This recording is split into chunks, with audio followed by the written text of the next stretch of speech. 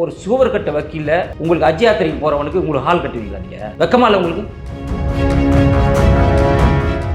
எவ்வளவு நடிகர்கள் கோவில் கட்டக்கூடிய காசை நீங்க கல்லூரி கட்டலாமே சொன்னீங்கல்ல. இப்போ இந்த ஹஜ் ஹால் ரொம்ப முக்கியமா? திருப்பரங்குன்றத்துல மலையில தீபம் ஏத்தக்கூடாதுங்கிற, இங்க ஹஜ்ஜுக்கு புனித பயணத்துக்கு போறவனுக்கு நீ வந்துட்டு பில்டிங் கட்டி தருவேன்னு சொல்ற. அப்போ உண்மையிலேயே மதவாதி யாரு? அப்ப இந்துக்கள் மண்ணை இழிச்சவனா நாங்க கேட்கிறோம். அப்ப எவ்வளவு காலம் தான் நாங்க உங்க ஆட்சியின் கீழே நசுக்கப்பட்டே கொண்டிருப்போமா? நாங்கள் கேள்வி கேட்டா நீ மதவாதி, சங்கி. 4.5 வருஷம் ஆட்சியில என்னைக்காவது ஒரு நாள் இந்த திமுகவுடைய முதலமைச்சர் மு க ஸ்டாலின் அவர்களும் அந்த அரசாங்கமும் காந்தி பேர் வச்சிருக்காங்களா? அப்பா பத்தல அவங்க அப்பாவுடைய பேர் கலைஞர் கருணாநிதி. நூலகமாக இருந்தாலும் பஸ் ஸ்டாண்டாக இருந்தாலும் எதுவாக இருந்தாலும் அவங்க அப்பா பேர் தான் வைக்கிறீங்க. ஏன் காந்தி பேர் வைக்கல? அப்போ கூட உங்க தந்தைக்கு தானே வைப்பேன்னு சொன்னீங்க. அப்ப காந்தி பேர் நம்ம பட்டு இருக்காம நடிக்கிறீங்க. பார்லிமெண்ட் என்ன கூவுனாலும் சரி, நாங்க விக்சித் பாரத் தான் பேர் வச்சிருக்கோமே தவிர பேரியோ இல்ல வந்து அத்வானி பேரியோ நாங்க வைக்கல. எதுக்கு பாரத ரத்னா கொடுக்கணும்? உங்களுக்கு பாரதம்னா பிடிக்காது, ஒன்றிய ரத்னா விருது கலைஞர்களுக்கு கொடுங்க. ஏன்னா 3 பொண்டாட்டி கட்டின மிகப்பெரிய சாதனையாளர் அவரு அப்படின்னு ஒண்ணு நாங்க கொடுக்குறோம்.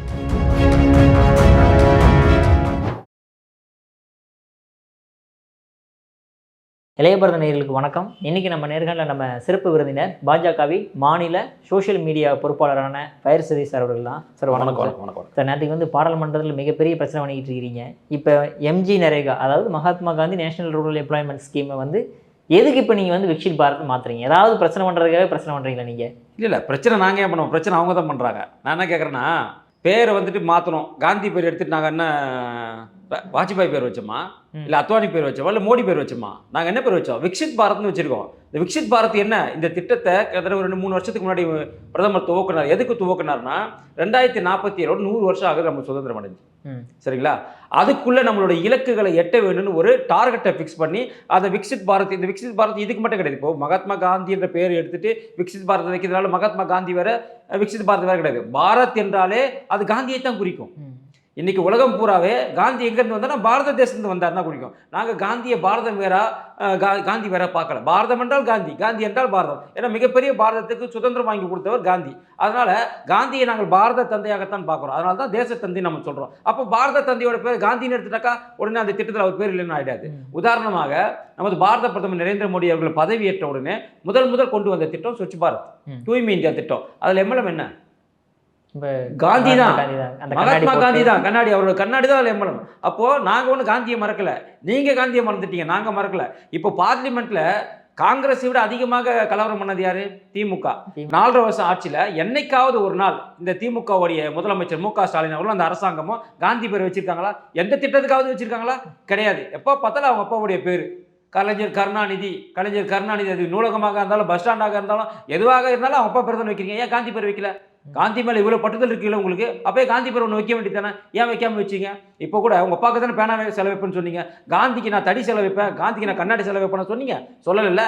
அப்போ கூட உங்கள் தந்தைக்கு தானே வைப்பேன்னு சொன்னீங்க. அப்போ காந்தி மேலே நம்ம பட்டு இருக்காமல் நடிக்கிறீங்க.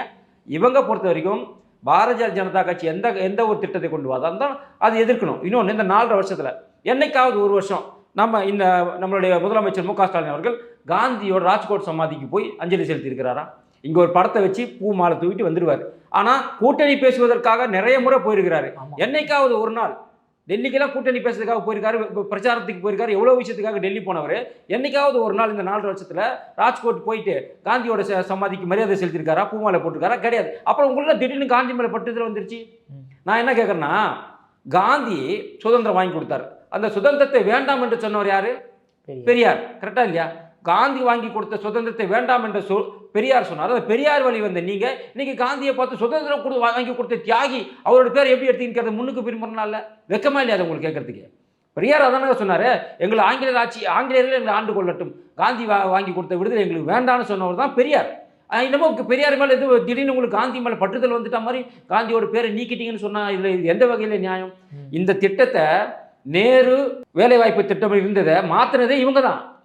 முதல்ல நேரு தான் இருந்துச்சு, நேருங்கிற பேரை எடுத்துட்டு காந்தின்னு மாத்தினது இவங்க தான். அப்போ நேரு மாத்தினது அப்போ காங்கிரஸ்காரர்கள் கோபம் வரலையா? ஆனா நேரு யுகேந்திரான்னு ஒரு திட்டம் இருந்துச்சு தெரியுங்களா? இளைஞர்களுக்கான விளையாட்டு பொருட்களை மத்திய அரசு ஊக்குவிப்பதற்காக, அவங்களோட விளையாட்டு திறனை ஊக்குவிப்பதற்காக நேரு யுகேந்திரா திட்டத்தை அப்போ கொண்டு வந்தாங்க. அதை இன்னும் கூட செயல்படுத்தி கொண்டிருக்கிறது நம்மளுடைய பாரதிய ஜனதா கட்சி. ஆனா இங்க முதலமைச்சர் ஜெயலலிதா கொண்டு வந்த முதலமைச்சர் ஜெயலலிதா பேரில் இருந்த நிறைய இதுவும் நீங்கள் மாற்றிட்டீங்க. இதெல்லாம் நீங்கள் வந்து எங்களை பற்றி பேசலாமா? இல்லை பார்லிமெண்ட்டில் அந்த கூப்பிடுறீங்க நீங்கள். என்னைக்கு நீங்கள் வந்துட்டு இப்போ காந்திக்கு மரியாதை செலுத்திருக்கிறீங்க ஒரு நாளும் சரி. இப்போ இங்கேருந்து போகிறாங்க 39 எம்பி, எந்த எம்பி அங்கே தான் இருக்கிறாங்க. பார்லிமெண்ட்டில் இருக்கிற காந்தி சிலைக்கு வேணால் மரியாதை செலுத்துவாங்க. ராஜ்கோட் போய் செலுத்தினீங்கன்னா பார்த்துருக்கீங்களா? என்னைக்குன்னா காந்தி ஜெயந்தி அன்றைக்கோ காந்தி எந்த நாள் அன்றைக்கோ பார்த்துருக்கீங்களா? கிடையாது, பண்ண மாட்டாங்க. காந்தி குடும்பம் மட்டும் தான் ராஜ்கோட் போகுமே தவிர, அந்த நம்ம நேரு குடும்பம் மட்டும்தான் போகுமே தவிர வேறு யாரும் திமுக குடும்பமும் அந்த கூட்டணி கட்சிகளும் போக மாட்டாங்க. அப்போது பாரதிய ஜனதா கட்சி, அதாவது அதில் முக்கியமான புரிஞ்சிக்க வேண்டிய விஷயம் என்னன்னாக்கா, இவங்க அந்த பேரை மாற்றினதை பற்றி பேசினால தவிர, அந்த பேரை மாற்றின உடனே அதில் ஒரு 5 திருத்தத்தை கொண்டு வந்திருக்கிறாங்க. அந்த 100 நாள் வேலைவாய்ப்பு திட்டத்தில் 5 திருத்தங்களை விவசாயிகளுக்கும் அந்த கிராமப்புற ஏழைகளுக்கும் சாதகமான ஒரு 5 திருத்தத்தை அதில் கொண்டு வந்திருக்காங்க. இன்னொரு குற்றச்சாட்டு என்ன வைக்கிறாங்கன்னா, இப்போ 100% வந்து சென்ட்ரல் கவர்மெண்ட் கொடுத்தது அதை கம்மி பண்ணிட்டு தான் ஒரு குற்றச்சாட்டு வைக்கிறாங்களே. இப்போது தமிழ்நாடுன்னு ஒரு ஸ்டேட் இருக்குங்க. தமிழ்நாடு ஸ்டேட்டில் அந்த அந்த இந்த 100 நாள் வேலை திட்டத்தில் பணி செய்கிறாங்க இல்லையா, அவங்க எங்கே செய்கிறாங்க? தமிழ்நாட்டில் தானே செய்கிறாங்க. தமிழ்நாட்டில் செய்யறதுக்கு மத்திய அரசு நிதி கொடுக்குதுங்க, 100% கொடுக்குதுன்னா அது பெரிய விஷயம் தானே. ஆனால் நீங்கள் அவங்கள என்ன பண்ணுறீங்க? அந்த 100 நாள் வேலை செய்கிறவங்களும் உங்கள் மாநாட்டுக்கு கூப்பிட்டு போகிறீங்க, உங்களோட ஆர்ப்பாட்டத்துக்கு கூப்பிட்டு போகிறீங்க, உங்கள் போராட்டத்துக்கு கூப்பிட்டு போகிறீங்க. அவங்க வராமலே அவங்க பேரில் இன்னொருத்தன் பேரில் சம்பள கணக்கு எழுதி நீங்கள் கொடுக்குறீங்க. இது வரைக்கும் நிரந்தரமான சம்பளமாக அவங்களுக்கு ஒன்று கேட்டாக்கா கிடையாது. 240 ரூபா தான் இன்றைக்கி பர்மனன்ட் பண்ணியிருக்காங்க, இதுக்கு முன்னாடி கிடையாது. நீங்கள் பாருங்கள், இப்போ ஒரு 10 பேர் வந்துட்டாங்க அப்படின்னா அந்த 10 பேர் அன்றைக்கி 280 ரூபா வாங்குவான். அதே 10 பேர் அன்றைக்கி அடுத்த நாள் 20 பேர் வந்துட்டாங்கனாக்கா 140 ரூபாய் அவங்க சம்பளம். இப்படி தான் பிரித்து கொடுப்பாங்க. நிரந்தர சம்பளம் என்பது 100 நாள் வேலை திட்ட ஆளுங்களுக்கு கிடையாது. திடீர்னு ஒரு நாள் 40 பேர் வந்துட்டாங்கனாக்கா இன்னும் குறைஞ்சிரும். 150 ரூபா வாங்கின சம்பளம்லாம் கூட உண்டு 100 நாள் வேலை திட்டத்தில். அப்போ நிரந்தரமான ஒரு சம்பளத்தை இப்போ 5 திருத்தங்கள் கொண்டு வந்திருக்காங்க. முதல் திருத்தம், இது 100 நாள் கிடையாது, 125 நாள். ஒன்று. ரெண்டாவது, 90% மத்திய அரசு இருந்தது, 10% தான் மாநில அரசு இருந்தது. நாங்கள் ஏன் கொடுக்கணும்? உங்கள் மாநிலத்துக்கு வேலை செய்கிறாங்க, நாங்கள் ஏன் கொடுக்கணும்? நாங்கள் வரி கேட்டால் நீங்கள் என்ன சொல்கிறீங்க? நாங்கள் ஏன்டா உங்களுக்கு வரி கொடுக்கணும் கேட்குறல்ல. அப்போ உன்னுடைய இதில் வேலை வாங்கிறதுக்கு நான் ஏன்டா பணம் கொடுக்கணும்? அப்போ அவங்க கேட்குறாங்கல்ல. அப்போ 90% இருந்தது, இப்போ என்ன பண்ணிட்டாங்க? 40% மத்திய அரசு, 60% மத்திய அரசு, 40% மாநில அரசு, இப்படி கொண்டு வந்துட்டாங்க. இதே வடகிழக்கு மாநிலங்கள் இருக்கு இல்லையா, இதே வடகிழக்கு மாநிலங்கள், அது விவசாயம் குறைவான மாநிலம், அங்கே என்ன பண்ணுறாங்கன்னா 90% மத்திய அரசு, 10% மாநில அரசு, இப்படி பிரிச்சிருக்கிறாங்க. அதே போல் முதல்ல எப்படின்னாக்கா 15 நாளைக்கு ஒரு தடவை பேமெண்ட். ஆனால் தமிழ்நாட்டில் அப்படி கொடுக்குறது இல்லை. ஒரு சில நேரத்தில் 45 நாள் கூட ஆக்கிடுறாங்க, ஒரு சில 1 மாதம் கூட ஆக்கிடுறாங்க அவங்க பேமெண்ட் கொடுக்குறதுக்கு. ஆனால் இவங்க இந்த தடவை என்ன சொல்லிட்டாங்க? வாரம் ஒரு முறை நீங்கள் கட்டாயமாக அவங்களுக்கு இந்த பேமெண்ட்டை கொடுத்துடணும். வாரம் ஒரு முறை நீங்கள் கட்டாயம் அவங்களுக்கு பேமெண்ட்டை கொடுத்துடணும் அப்படின்னு இந்த திட்டத்தில் சொல்லிட்டாங்க. இந்த திருத்தத்தில் இதில் முக்கியமான திருத்தம் என்னன்னாக்கா, இப்போ நீங்கள் பார்த்தீங்கன்னாக்கா இந்த பருவகாலம் இருக்கு இல்லையா, பருவகாலம், நெல் பருவகாலம் இருக்கு இல்லையா, அப்போ அந்த 6 மாத காலத்தில் நிறைய பேருக்கு இப்போ கிராமத்தில் என்ன பண்ணுறாங்க, 100 நாள் வேலை திட்டத்துக்கு போயிருந்தனால அவங்களுக்கு ஆள் கிடைக்க மாட்டேங்குது. அறுப்பு அறுக்கிறதுக்கோ, நாட்டு நடுவதற்கோ, களை எடுப்பதற்கெல்லாம் ஆள் கிடைக்க மாட்டேங்குது. அதனால் இப்போ மத்திய அரசு என்ன பண்ணிட்டாங்கன்னா, அந்த 6 மாதத்துக்கு அவங்களுக்கு நீங்கள் எந்த வேலையும் கொடுக்கக்கூடாது. இந்த 100 நாள் வேலை திட்டத்தில் நீங்கள் அவங்களுக்கு எந்த வேலையும் கொடுக்கக்கூடாது. நீங்கள் அவங்களுக்கு அங்கே பயன்படுத்திக்கணும். அங்கே பயன்படுத்தும் போது என்ன ஆகும்? இப்போது நீங்கள் ஒட்டுமொத்தமாக ஒரு வருஷத்துக்கு 100 நாள் தான் வேலை, இப்போ 125 நாள் ஆகிட்டாங்க. அப்போது ஒரு வருஷத்துக்கு 125 நாள் வேலை செய்யறதுக்கும் 6 மாதத்தில் 125 நாள் வேலை செய்ய வித்தியாசம் இருக்குல்ல. அப்போ 6 மாதத்தில் நீங்கள் செஞ்ச சம்பளம் உங்களுக்கு வந்துடும். ஆனால் அதுக்கு முன்னாடி எப்படி கிடையாது, அந்த 125 நாள் உங்களுக்கு ஒரு வருஷத்துக்கு பகிர்ந்து கொடுப்பான். ஆனால் இப்போ அப்படி இல்லை. இப்போ 6 மாதம் தான், மீதி 6 மாதம் இன்னொரு சம்பளம் வருது. என்ன சம்பளம் வருது? நீ வரப்பில் போய் வேலை செய்ய போகிற. அப்போது உங்களுக்கு விவசாயமும் செழிக்கும், விவசாயம் செய்யறதுக்கும் வேலையாட்கள் வந்துருவாங்க, இந்த தூய்மை பணிக்கும் வேலையாட்கள் வந்துருவாங்க. அப்போ ஒரே கல்ல 2 மாங்கன்ற மாதிரி இந்த திட்டத்தை கூட. அப்போ இந்த 5 திட்டமும் வரவேற்கக்கூடியதான். இதை பற்றி அவனா பேசணும்னா இதை ஏன்னா பேரை மாற்றினு பேசுறீங்களே, இந்த பேரை மாற்றத்துக்கு பின்னாடி அந்த 5 விஷயம் இருக்கு, அதை பற்றி ஏன் ஒருத்தர் கூட பேசலை? இதுதான் இந்த திமுகவுடைய சதி. திமுக காங்கிரஸோட சதி, மொத்தமாக இந்த இந்தி கூட்டணி சதி என்னன்னாக்கா, அதில் இருக்க நல்ல விஷயத்தை பற்றி என்றைக்குமே பேச மாட்டான், அதில் இருக்க கெடுதல் விஷயத்தை பேசுவான். இன்னைக்கு சுப்ரீம் கோர்ட்டு நவோதயா பள்ளிகளை ஏன் திறக்கலன்னு கண்டனம் தெரிவிச்சிருக்கு.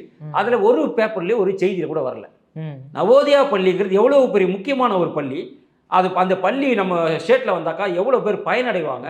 1 ரூபா பணம் இல்லாமல் அங்கே தங்கி சாப்பாடு இலவசம், உங்களுக்கு தங்குற இடம் இலவசம், கல்வி இலவசம், எல்லாமே நீ கொடுக்க தேவையில்ல காசு. மத்திய அரசு ஃபண்டு, அதில் மாநில அரசு ஃபண்டு 1 ரூபா கிடையாது. நவோதயா பள்ளிகளுக்கு மாநில அரசு 1 ரூபா ஃபண்டு கிடையாது, மொத்த ஃபண்டு மத்திய அரசு கொடுக்கும். அதில் எந்தெந்த இடத்துல அமையணும், நீ இடத்த மட்டும் தான் நீ கொடுக்கணும். உன்னோட வேலை என்னன்னாக்கா, நீ இடத்த மட்டும் கொடுத்தா போதும். மத்திய அரசு அந்த பள்ளி அவங்களே கட்டடம் கட்டிப்பாங்க, அவங்களே ஃபண்டை நிதி ஒதுப்பாங்க, அவங்களே உறுப்பினர் மாணவர் சேர்க்கை நடத்திப்பாங்க, அவங்களே சொல்லிக் கொடுப்பாங்க, அவங்களே எல்லாமே பண்ணிடுவாங்க. அப்போ அந்த பள்ளியை நீ ஏன் வேணான்னு சொல்கிற? உனக்கு பர்சனலாக பிரச்சனைனாக்கா அது நீ மத்திய அரசில் உட்காந்து தீர்த்துக்க. அதுக்காக மக்களுக்கு சேர வேண்டிய நலத்திட்டங்களை சேர விடாமல் நீ செய்யக்கூடாதுன்னு மாநில அரசுக்கு குட்டு வச்சிருக்கு. தமிழக அரசுக்கு சுப்ரீம் கோர்ட் குட்டு வச்சு உடனடியாக நீங்கள் நிலத்தை கையகப்படுத்தி கொடுக்க வேண்டிய வேலையை பாருங்கன்னு சொல்லியிருக்காங்க. இது எந்த ஊடகம்னா பேசிட்டாங்க, எந்த விவாதத்தில் தான் பேசினாங்களோ பேசலை. ஏன்னா இது மாநில அரசுக்கு இருந்த சவுக்கடி, இது மத்திய அரசுக்கு வெற்றி. அப்போ இதை மூடி மறைப்பதற்காக இவங்க கொண்டு வரதான் இந்த மகாத்மா காந்தி பேரை மாற்றிட்டாங்க, மகாத்மா காந்தி பேரை எடுத்துட்டாங்க இப்படின்னு இவங்க பேசுறது. அப்போ ஒட்டுமொத்தமாக இவங்களுடைய வேலை என்ன? மத்திய அரசு ஏதாச்சும் ஒரு குறை சொல்லணும். அப்படி அதாவது இப்போ நீங்கள் சமீபத்தில் இப்போ திருத்தணியில் ஒரு குழந்தை சுவர் விழுந்து இறந்துருச்சு. ஏழாம் நான் என்ன கேட்குறேன், ஒரு சுவர் கட்ட வக்கீல உங்களுக்கு ஹஜ் யாத்திரைக்கு போகிறவனுக்கு உங்களுக்கு ஹால் கட்டுவீங்களா? நீங்கள் வெக்கமா இல்லை உங்களுக்கு? நான் உங்களுக்கு வந்து ஹஜ் யாத்திரைக்கு போகிறவங்க ஹால் கட்டக்கூடாது நான் சொல்ல. கல்விக்கு தேவையான இப்போ நிறைய நடிகர்கள்லாம் பேசுவாங்கள்ல, என்ன பேசுவாங்க? கோவில் கட்டுவதற்கு பதிலாக கல்லூரி கட்டலாமே, பள்ளிக்கூடம் கட்டலாமே. ஜோதிகா பேசியிருக்காங்க, விஜய் பேசியிருக்காரு, இவங்க அவங்க பேர் என்ன சூர்யா பேசியிருக்காரு. எவ்வளோ நடிகர்கள் கோயிலில் திரும்ப போடுற காசை, கோவில் கட்டக்கூடிய காசை நீங்கள் கல்லூரி கட்டலாமே, ஸ்கூல் கட்டலாமேன்னு சொன்னீங்கல்ல. இப்போது இந்த ஹஜ் ஹால் ரொம்ப முக்கியமா? ஏன் அந்த காசை எடுத்து நலிந்து வந்து அந்த பாலிருந்து கிடைக்கக்கூடிய ஸ்கூலெல்லாம் நீங்கள் கட்டுமானத்தை நிறைவேற்றக்கூடாதா? இன்றைக்கி 150 நாள் 200 நாளாக நீங்கள் போராடி கொண்டிருக்கிறாங்க யார்? தூய்மை பணியாளர்கள். ஏன் அந்த பணத்தை எடுத்து அவங்களுக்கு கொடுத்து ஊதிய உயர்வு கொடுக்கக்கூடாதா? பணி நிரந்தரம் கொடுக்கக்கூடாதா? இப்போ இருக்கக்கூடிய காலகட்டத்தில் இது ரொம்ப முக்கியமா? இப்போது கோவில் நிதியை எடுத்து கல்லூரி கட்டணும்னு நினைக்கிற நீங்கள் இந்த அச்சு பயணத்துக்கு போகிற அந்த ஹாலை கட்டுறதுக்கு பதிலாக, அந்த மண்டபம் கட்டுறதுக்கு பதிலாக அந்த நிதியை எடுத்து நீங்கள் கல்லூரி கட்டலாமே, அந்த நிதியை எடுத்து நீங்கள் பள்ளிக்கூடம் கட்டலாமே, அந்த நிதியை எடுத்து பள்ளிக்கூடம் எந்தெந்த பள்ளிக்கூடம்லாம் தமிழகத்தில் நலிவடைஞ்சு கிடைக்கும், எந்த கட்டிடம்லாம் சரியில்லையோ புது கட்டடம் கட்டி கொடுக்கலாமே. இப்போ ரொம்ப முக்கியமா? அப்போ இதுலேருந்து என்ன தெரியுது? தமிழகத்தில் மதவாதத்தை ஊக்குவிக்கக்கூடியவங்க இவங்களை. அங்கே திருப்பரங்குன்றில் மலையை தீபம் ஏற்றக்கூடாதுங்கிற, இங்கே அஜிக்கு புனித பயணத்துக்கு போகிறவனுக்கு நீ வந்துட்டு பில்டிங் கட்டி தருவேன்னு சொல்கிற. அப்போது உண்மையிலேயே மதவாதி யார்? மதவாதி யார்? இந்துக்கள் மனதை புண்படுத்தி விட்டு இவங்களை நீ சந்தோஷப்படுத்துறன்னு சொன்னால் நீ தான் மதவாதி. தலைவர் திமுகவுடைய தலைவர் மதவாதி, இந்த கவர்மெண்ட்டை நடத்தக்கூடிய முதல்வர் மதவாதி. நீங்கள் எப்படி பாஜக மதவாதி, மோடி மதவாதின்னு எப்படி சொல்லுவீங்க? அப்போ ஒவ்வொரு பிரச்சனையிலுமே மூக்கை நுழைச்சி மூக்கோடி படுறது யார்? இவங்க. இப்போ இந்த அச்சு கட்டிடம் தேவையா? இந்த கேள்வி நான் கேட்கல, இன்றைக்கி மக்கள் மத்தியில் நிரந்தரமாக வந்துருச்சு. நான் உங்களை கட்டக்கூடாதுன்னு நீ சொல்ல. நிதி நிலைமை இவ்வளவு நெருக்கடியில் இருக்கின்ற காரணத்துக்காக தான் நீங்கள் என்ன சொல்கிறீங்க, 100 நாள் வேலை திட்டத்துக்கு எங்களால் பணம் கொடுக்க முடியல. இத்தனையும் மத்திய அரசு கொடுத்துருச்சு. கொடுத்து நீங்கள் அந்த ஃபண்ட் எடுத்து வேறு விஷயத்தில் செலவு பண்ணிட்டு அவங்களுக்கு பணம் கொடுக்கல. நிதி நெருக்கடியின் காரணமாகத்தான் நாங்கள் வந்துட்டு இந்த தூய்மை பணியாளர்களுக்கு எங்களால் பணி நிரந்தரமோ ஓய்வு இது ஊதிய உயர்வோ கொடுக்க முடியலன்னு சொன்னீங்க. இப்போ இந்த அச்சு கட்டிட கட்டத்துக்கு மட்டும் உங்களுக்கு எப்படி நிதி வருது? எங்கேருந்து வருது நிதி? ஏன் மற்றதுக்கெல்லாம் நிதி இல்லை. அதாவது இவங்க ஆட்சி அமைக்கும் போது என்ன சொன்னாங்க, எல்லாருக்கும் மகளிருக்கு மொத்த பேருக்கும் நான் 1000 ரூபா தரேன்னு சொல்லிட்டு 4 வருஷம் முடியும் போது 4 வருஷம் தகுதி இல்லாத குடும்ப தலைவிகளை இப்போ தகுதியானவர்கள் ஆகிட்டாங்க. 67 லட்சம் பேர் சொந்த வீடு கிடையாதுங்க. 67 லட்சம் குடும்பங்களுக்கு சொந்த வீடு கிடையாது தமிழ்நாட்டில். இப்போ அச்சு கட்டிட ஒரு கேடா? அந்த 67 லட்சம் பேருக்கு நீ இப்போ பிரதமரோட ஆவாஸ் யோஜனா திட்டத்து மாதிரி இதெல்லாம் ஒரு திட்டத்தை உருவாக்கி அவங்களுக்கு வீடு கொடுக்கலாமே. இது ரொம்ப முக்கியமா? இது அவங்க அந்த அச்சு கட்டிடங்கிறது எதுக்கு? ஏர்போர்ட்டுக்கு போய் தங்கி ஓய்வு எடுத்து விட்டு ஃப்ளைட்டில் ஏறுறதுக்கு. அது ஆல்ரெடி இருக்குது. ஃப்ளைட்டு தாமதமானாக்கா அந்த ஃப்ளைட்டு அவனே அவங்கள தங்க வைக்கிறதுக்கு ஏர்போர்ட்டில் இடம் இருக்குது. இல்லைனா அவனே செலவு பண்ணி தங்க வைக்க போகிறான். அவங்க போய் தங்கறதுக்கு எதுக்கு ஒரு கட்டிடம்?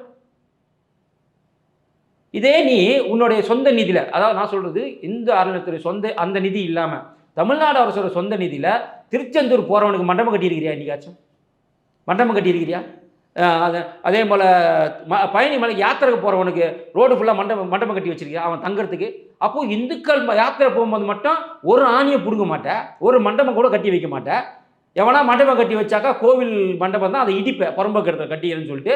ஆனால் இன்றைக்கி உன் சொந்த செலவில் அஜி போகிறவனுக்கு நீ கட்டடம் கட்டுறன்னு சொன்னாக்கா நான் உன்னை கட்டடம் கட்டக்கூடாது நான் சொல்லலை. அவங்களுக்கு என்ன செய்யும் அதை எங்களுக்கு செய்யுங்கிறேன்.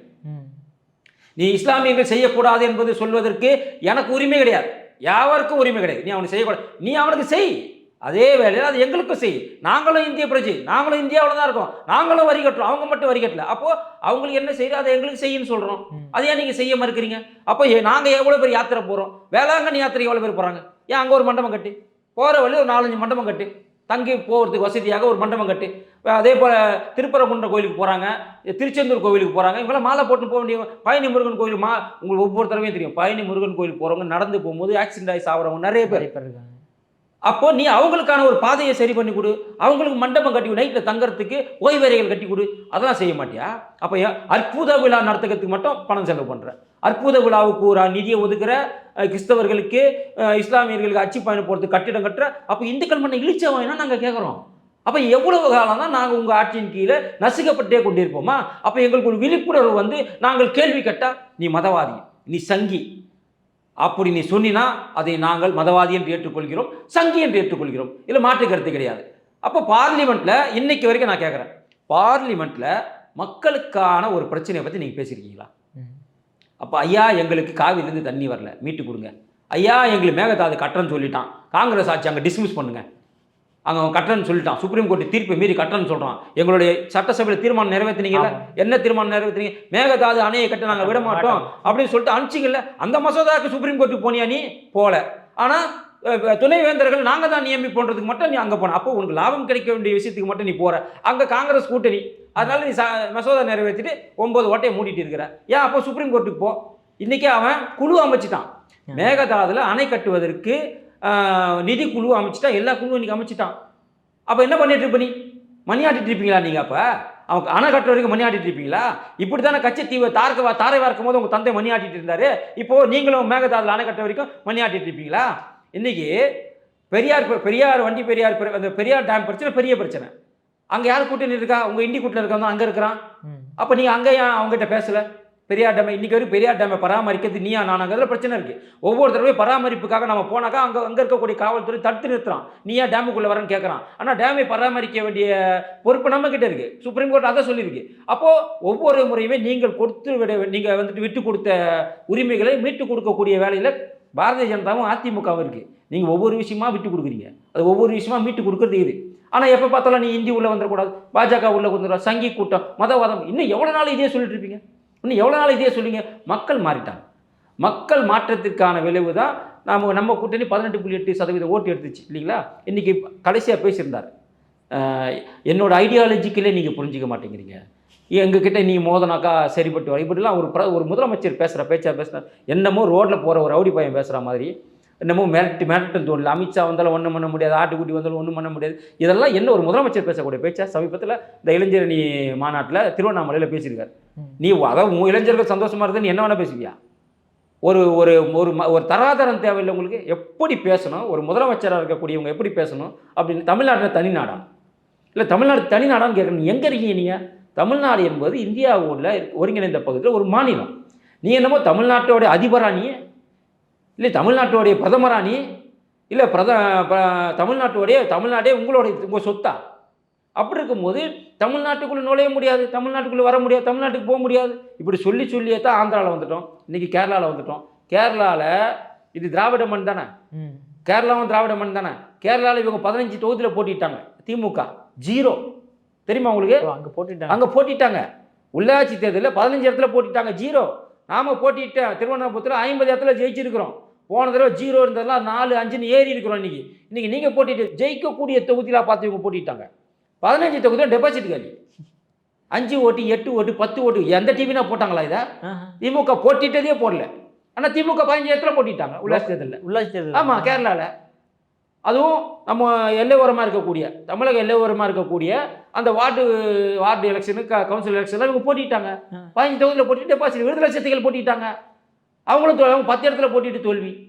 அப்போ எவ்வளவு அதெல்லாம் யாருன்னா போட்டாங்களா பார்த்தீங்களா? யாருமே கேட்டாக்கா அப்போ அவங்க பேசுனாக்கா திமுக உள்ள நுழைய விட மாட்டோம், விசிகா உள்ள நுழைய விட மாட்டோம். உங்கள் திராவிட மண்ணியா? அதுவும் உங்கள் திராவிட மண்ணில். அப்போ அங்கேயே உங்களை நுழைய நீ எத்தனை வருஷம் ஆனாலும் அங்கே கேரளாவில் நுழைய முடியாது, நீ எத்தனை வருஷம் ஆனாலும் ஆந்திராவில் நுழைய முடியாது. நீ கும்மிடியை பூண்டியை தாண்டினாக்கா நீ யாருன்னே தெரியாது.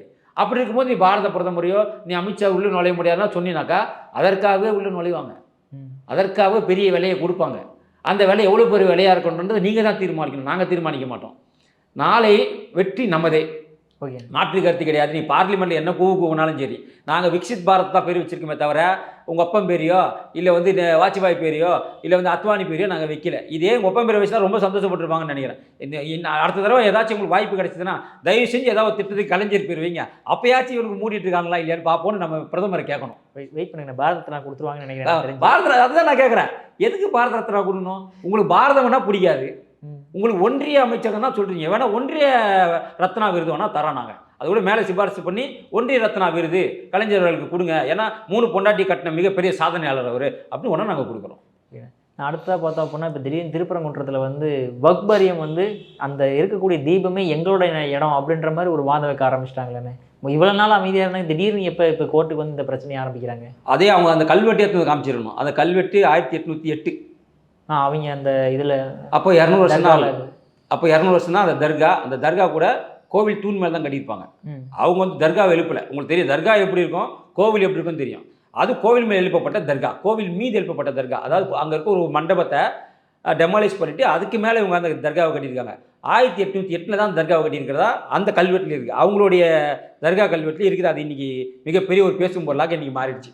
அப்போது 200 வருஷத்துக்கு 225 வருஷத்துக்கு முன்னாடி நீங்கள் அதை கட்டியிருக்கீங்க கரெக்டாக. 1800 2000 2025. அப்போ 225 வருஷத்துக்கு முன்னாடி தான் அந்த தர்கானது வந்திருக்கு. ஆனால் அவர் இறந்தப்போ, சிக்கந்தர் இறந்தப்போ அவர் உண்மையிலே புதைச்ச இடம் கோரிப்பாளையம். அதுதான் அந்த நூற்றாண்டில் கட்டப்பட்டது. அவர் வாழ்ந்த நூற்றாண்டில், அவர் இறந்த நூற்றாண்டில் கட்டப்பட்டது. ஆனால் இந்த தர்கா இவங்க 200 வருஷத்துக்கு முன்னாடி ஆங்கிலேயர் ஆட்சி காலத்தில் இருந்து கட்டப்பட்டது. அப்போது இதுலேருந்து அப்போ திருப்பரங்குன்ற மலை 1200 செஞ்சுரி, கிட்டத்தட்ட 800-900 வருஷத்துக்கு முன்னாடியே திருப்பரங்குன்ற மலை முருகர் சம்பித்த மலை, சரிங்க, முருகர் இருக்கக்கூடிய. அப்போ இவங்க என்ன சொல்கிறாங்க, இது வரைக்கும் என்ன சொன்னாங்க, அது வந்து வெறும் எல்லைக்கல்னு சொல்லுவாங்க. இப்போ அது சமணக்கல்லுங்கிறாங்க. சமணர்கள் அங்கே வந்துட்டு மீட்டிங் போடும்போது வெளிச்சத்திற்காக, விளக்கேற்றதுக்காக, விளக்கில் வெளிச்சம் இருந்தால் தான் அங்கே உட்காந்து பேச முடியுங்கிறதுக்காக சமணர்களால் உருவாக்கப்பட்ட கல். இதே வாய் தான் சொல்லிச்சு அது வந்து எல்லைக்கல்னு சொல்லிச்சு. இன்றைக்கி இதே கவர்மெண்ட் தான் சொல்லுது, தொழில் துறை என்ன சொல்லுதுனாக்கா அது வந்து சமணர்களால் உருவாக்கப்பட்ட கல். அப்போது அது தீபத்தூண், அவ்வளோதான் இல்லையா. அப்போ அது தீபத்தூணுங்கிறத நீங்களே ஒத்துக்கிட்டீங்க. அது எப்போ, இவங்க 1808 தான் அங்கே கட்டியிருக்கிறான். இதே 12வது செஞ்சுரியில் அங்கே வந்துருச்சு. அப்போது இந்த தர்காவை விட 600 வருஷம் பழமையானது அந்த தீபத்தூண். அதை நாங்கள் சொல்லலை, நீங்கள் தான் கோர்ட்டில் உங்களுடைய தொழில்துறை மூலமாக, உங்களுடைய ஆராய்ச்சி மூலமாக நீங்கள் தான் சொல்லுவீங்க, நாங்கள் சொல்ல. அப்போ இதுலேருந்து இவங்க சொல்லக்கூடியது அப்பட்டமான பொய். அப்போது வக்ஃபு போர்டுன்றது எப்போ வருது, வக்ஃபு போர்டுங்கிறது 1950 தானே வருது. இந்தியா சுதந்திரம் அடைஞ்சு அந்த முஸ்லீம்களுடைய சொத்துக்களை ஒருங்கிணைப்பதற்காக உருவாக்கப்பட்டது தான் வக்ஃபு போர்டு. எப்படின்னா பாகிஸ்தான், இங்கே இருக்கக்கூடலாம் பாகிஸ்தான் போயிட்டான் இல்லையா, அவனுக்கு இந்த இஸ்லாமியர்கள் விட்டு சென்ற சொத்துக்களை ஒருங்கிணைக்கணும், அவன் எப்போ வந்து கேட்டாலும் கொடுக்கணும். ஆனால் அங்கேருந்தே வந்தான் பாரு இந்து, இங்கே அவன் சொத்துக்களை கொடுக்க முடியாதாங்க. அங்கே சொல்லிட்டாங்க நீங்கள் போயிட்டா ஒன்ஸ் அவ்வளோதான், திரும்பி வந்தால் அவனுக்கு எதுவுமே கிடையாதுன்னு சொல்லிட்டாங்க. ஆனால் நாம அப்படி சொல்லலை, நீங்கள் எப்போ வந்தாலும் உன்னோட சொத்து இங்கே இருக்கும் அப்படின்னு நம்ம அன்றைக்கி நம்ம சொல்ல, நான் சொல்கிறது நேரு சொன்னார். நேரு உட்பட அந்த அமைச்சரவை சொன்னது. அதையும் எதிர்த்தார் யார், அம்பேத்கர் அவர்கள் எதிர்த்தார். அதை எங்க போனால் போயிட்டு விட்டுட்டு போங்க, திரும்பி இங்கே வந்து அந்த சொத்தை கொடுப்பீங்கன்னு அர்த்தம் அப்படின்னு அம்பேத்கர் அதை எதிர்த்தார். அப்போ அம்பேத்கர் போனால் போட்டு விட்டுடுங்க, பிரிவினையே நான் வேணான்னு சொன்னேன், நீ பிரிவினையை கொடுத்துட்டு திரும்ப எப்போ வந்தாலும் சொத்துக்கு எடுத்துன்னு அர்த்தம், அவன் தான் அந்த மண்ணு வேணான்னு போயிட்டானே, அப்புறம் எது மண்ணு மட்டும் எனக்கு எது கொடுக்கணும் பெரிய அம்பேத்கர் அவர்கள் கேட்டிருக்காரு. இதெல்லாம் அப்பயே காரசாரமான விவாதங்கள் அப்போது நேருக்கிட்டே இவருக்கு நிறைய நடந்திருக்கு இந்த விஷயங்கள்லாம். அப்போ இங்கேருந்து போனவனோட சொத்துக்கள் இருக்கு, அப்போ அந்த சொத்து பொது உடைமை சொத்து தானே, அதை எப்படி வக்ஃப் போர்டு சொத்தாக மாற்ற முடியும்? அப்போது வக்ஃப் போர்டுங்கிறதே உங்களுக்கு இப்போ வந்தது தானே. வக்ஃப் போர்டுங்கிறது 100 காலத்துக்கு முன்னாடி வக்ஃப் போர்டு இருக்கானே கிடையாது. இப்போ முகலாய பேரரசுங்கிறதே இந்த வந்தேரிகள் பேரரசு தானே. இவங்க என்ன இவங்கள பூர்வீக குடியா, இந்தியாவோட பூர்வீக குடியான்னு கேட்டால் கிடையாது, அவங்க வந்தேரிகள். பாபர் வந்தார், அக்பர் வந்தார், ஹுமாயூன் வந்தார், இவங்கெல்லாம் வந்தேரிகள். வந்துட்டு சில பேர் தங்கிட்டாங்க, சில பேர் செத்து போயிட்டாங்க, சில பேர் போயிட்டாங்க. அப்போ தங்கினவங்க இங்கே இருந்துட்டாங்க. அப்போ இன்றைக்கி பார்த்தீங்கன்னு சொன்னாக்கா, இன்றைக்கி ஜவஹர்லால் இருக்கார், ஜவஹர்லாலோட தந்தை இஸ்லாமியராக இருப்பார், அவரோட தந்தை இஸ்லாமியராக இருப்பார், அவருக்கு முன்னாடி தந்தை யாருன்னு பார்த்தீங்கன்னா இந்துவாக இருப்பார். அதே மாதிரி தான் இன்றைக்கி இங்கே இருக்கக்கூடிய முக்கவாசி நெல்லை முபாரக் இருக்கார், நெல்லை முபாரக் இஸ்லாமியர், அவங்க அப்பா இஸ்லாமியர், அவங்க அப்பாவுக்கு அப்பா இஸ்லாமியர், அதுக்கு முன்னாடி யாருன்னு பார்த்தா இந்துவாக இருப்பார். அப்போ இவங்க எல்லாருமே வந்துட்டு பூர்வீக இஸ்லாமியர்கள் கிடையாது, இஸ்லாமியர்களாக மதம் மாற்றப்பட்ட, மதம் மாறியவர்கள் இவங்க. அப்போ உங்களுக்கு எப்படி இது நீங்கள் வந்துட்டு அது உங்கள் சொத்துன்னு சொல்லுவீங்க? வக்ஃப் போர்டு சொத்து எப்படி ஆகும்? நீ உங்களோட பூர்வீகமே, இதை நான் சொல்லலை, இஸ்லாமிய மனிதநேய மக்கள் கட்சியோடைய தமிழ் மன்சாரி சொன்னார், ஏங்க நான் இஸ்லாமியன், எங்கள் அப்பா இஸ்லாமியன், எங்கள் தாத்தா இஸ்லாமியன், எங்கள் பாட்டை இஸ்லாமியன், என் முப்பாட்டை இஸ்லாமியன், ஆனால் அதுக்கு முன்னாடி இருந்தவங்க இந்துக்கள், நாங்களாம் இந்துக்கள் வழி வந்தவங்க தான் அப்படின்னு அவர் சொல்லியிருக்காரு ஒரு மீட்டிங்கில், ஒரு பேட்டியில் அவர் சொல்லியிருக்காரு. அப்போ எப்படி வக்ஃப் போர்டு சொத்தாகும் அது? அப்போ ஒட்டுமொத்தமாக அது இந்துக்களோட சொத்து. திருப்பரங்குன்றம் மலையாக இருக்கட்டும், அயோத்தியாக இருக்கட்டும், மதுராவாக இருக்கட்டும், எல்லாமே ஒட்டுமொத்தமாக எங்களுடைய மூதாதையர்களான இந்துக்களோட சொத்து. அது சைவமாக இருக்கட்டும், வைவன ருத்ரவமாக இருக்கட்டும், எதுவானா இருக்கட்டும். ஆனால் அது இஸ்லாமிய சொத்து கிடையாது. ஏன்னா இஸ்லாமியர்கள் அங்கிருந்து வந்தவங்க, வாங்கி தங்கிட்டீங்க, கொஞ்சம் பேர் மதம் மாறிட்டாங்க, தங்கன்னு உங்களோட குழந்தைங்க பிறந்தது, அது இஸ்லாமியர்களாக மாறினாங்க. இவ்வளோதானே தவிர எதுவுமே இங்கே இருக்கக்கூடிய ப்ராப்பர்ட்டி இஸ்லாமியர்களுக்கு சொந்தமான ப்ராப்பர்ட்டி கிடையாது. எங்கள் கிட்ட புடுங்கின ப்ராப்பர்ட்டி, எங்கள் கிட்ட வாங்கின ப்ராப்பர்ட்டி, எங்களை மிரட்டி வாங்கின ப்ராப்பர்ட்டி, இந்த இதெல்லாமே எங்களோட கோவிலை இடித்து கட்டின ப்ராப்பர்ட்டி. இவங்களுக்கு பூர்வீக ப்ராப்பர்ட்டி என்பது அங்கேருந்து வந்த இஸ்லாமியர்கள் எதுவுமே கிடையாது. மதம் மாறியவர்களுக்கு வேணா இருக்குமே தவிர ஏற்கனவே இந்த உள்ளே வந்தாமல் அவங்களோட பூர்வீக சொத்து என்பது இந்தியாவில் 1 சென்ட் நிலம் கூட கிடையாது. 1 சென்ட் நிலம் கூட இங்கு போர் புரிய வந்த, இங்கு கொள்ளையடிக்க வந்த இஸ்லாமிய இந்த மன்னர்களுக்கான சொத்து இங்கே எதுவுமே கிடையாது. இங்கே மதமாரியான இந்துக்களாக இருந்து முஸ்லீம்களாக மதமாறினா பார்த்தீங்களா, அவன் சொத்து தான் இருக்குது. அதுதான் அது வக்ஃப் போர்டு சொத்துன்னு சொல்கிறான் அவன். அப்போது அதுக்கு முன்னாடி யாரோட சொத்து? அது எங்கள் சொத்து. எங்கள் சொத்து தான் நீ வக்ஃப் போர்டு சொத்துன்னு சொல்கிறேன். இதான் இது சிம்பிள் விளக்கம் இதுதான். ஓகே சார், அதுக்கு விளக்கம் கொடுத்தீங்க சார். உங்கள் போன நேரத்தில் நன்றி.